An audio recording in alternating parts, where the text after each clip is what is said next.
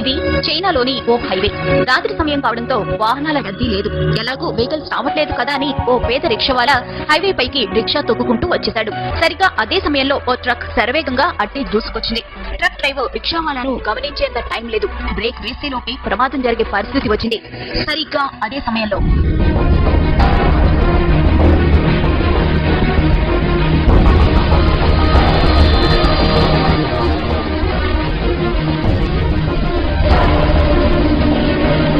ఇది జరిగిన ఘటన.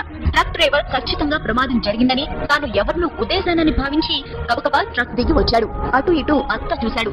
ఎక్కడా ఏమీ లేదు. ప్రమాదం జరిగిన ఆనవాళ్లు లేవు. అసలు అక్కడ ప్రమాదం జరిగితే కదా.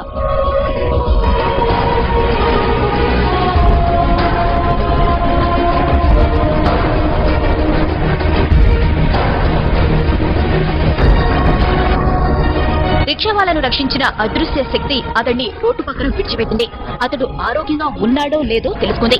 అతడు సరిగ్గానే ఉన్నాడని భావించి అక్కడి నుంచి మెల్లగా వెళ్లిపోయింది.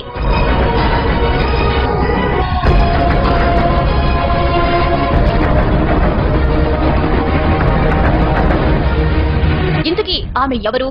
అంత వేగంగా ఎలా వచ్చింది? ప్రమాదం జరగకుండా ఎలా అడ్డుకోగలిగింది? ఆమె రాగానే మెరుపు ఎందుకు వచ్చింది? ఇలా ఎన్నో అనుమానాలు, ఎన్నో అంతు చిక్కని ప్రశ్నలు.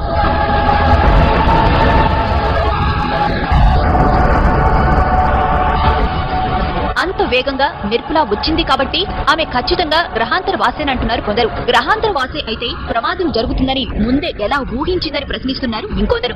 అసలు గ్రహాంతర వాసికి మనిషిని రక్షించాల్సిన అవసరం ఏముందంటున్నారు. పైగా తల వరకు కప్పుకున్న డ్రెస్ కోడ్, నడత అన్ని మానవుల తరహాలోనే ఉన్నాయి. అందుకే ఆమె గ్రహాంతర వాసి అనేందుకు అవకాశాలు లేవంటున్నారు ఇంకొందరు.